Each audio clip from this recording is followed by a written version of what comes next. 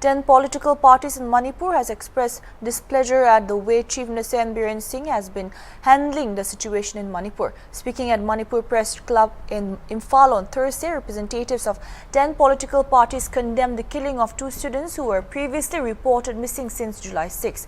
The AAP, AIFP, AITC, CPI, CPI Close M, INC, JDU, NCP, RSP and the SSUBT were at the press conference. The photos of 2 missing students from Tera Imphal West became viral on social media only recently, and since then, the state has experienced violent protests in various areas, mainly in the valley districts. Further, more than 100 protesters, mostly students, had suffered injuries during the past 2 days.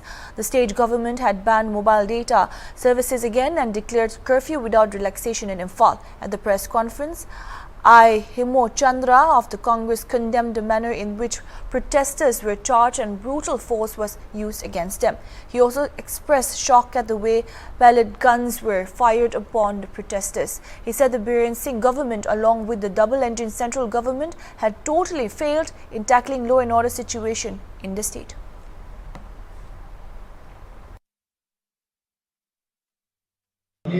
Today, we, the representatives of the 10 like-minded political parties, have come here in complete solidarity all together to condemn the horrible and the most heinous and inhuman act of the killing of 2 young children, almost juveniles, in the most horrific manner, for which the pictures have become viral about 2 days back, and our team has also visited the family, and we share the grief, and we don't have even words to express our sorrow and deep anguish. But having said so, we also feel that there's a complete failure on the part of the government to have gone into this issue, which has been raging for 3 months. In fact, the children went missing, and from all reliable sources, from telephone towers, from all nowadays it's a era of technology, so tracking was already done. And there was a place called Jauzantek where these children were last located, and all the intel was available. But unfortunately, there was no proactive action which was taken, and it was kept in cold storage for so long. Unfortunately, or fortunately for us, the viral videos came during the brief opening of the mobile internet services, and it has come to the common knowledge, and it has come to be known that these 2 children were brutally murdered by Kuki militants, and in the most condemnable way. The tragedy is that on account of the anguish, which was very spontaneous, because these are very young children who have been killed. So all these students, particularly in the Imphal area, they came out to protest, and it was a very peaceful protest. It was a very spontaneous protest. But the tragedy and the most horrific manner in which, in the most brutal manner, the children were tear gassed, they were shot at, and they were attacked with mock bombs. I mean, all decency, all norms of riot control was thrown away into the wind, and you can see that grievous injuries happened to one of the boys whose whole shoulder has been shot off by these shotguns, which is actually not used anywhere. So it's the most horrific and brutal, I think, attack on young children, I think, never seen in the history of this country.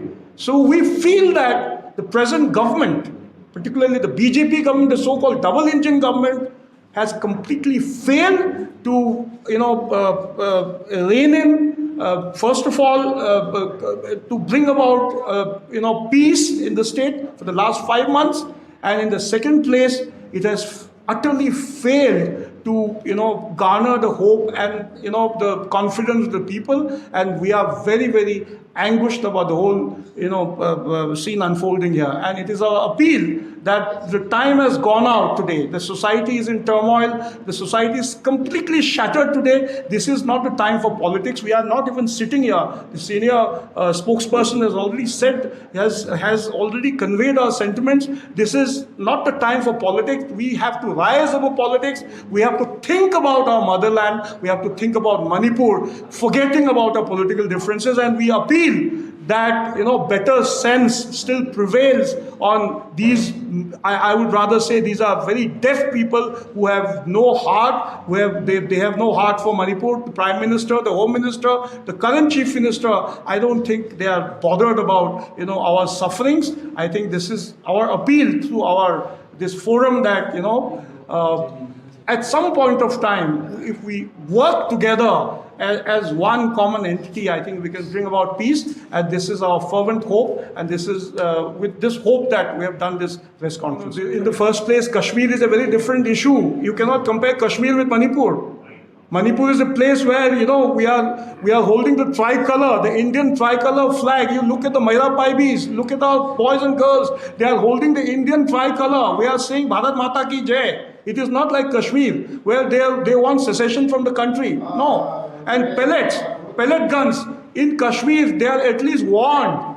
Proper warning is given. Magistrates are there, even in Kashmir. But in Imphal, in the heart of Imphal, in 0 kilometer area where the Chief Minister's bungalow is situated, all norms have been thrown into the wind, I told you. There was no magistrate, there was no warning, there was not even water cannons.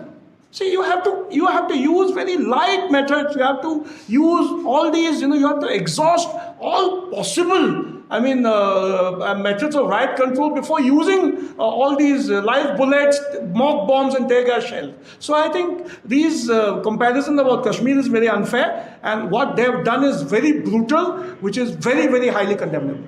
10 political parties stand committed with the people of Manipur. We stand by the people of Manipur. We stand by our Maira Paibis. We stand by our youths of Manipur. We stand by all the stakeholders, young people all over who want peace. The only people who do not want peace to come and who are sitting over all these issues and doing nothing is the government.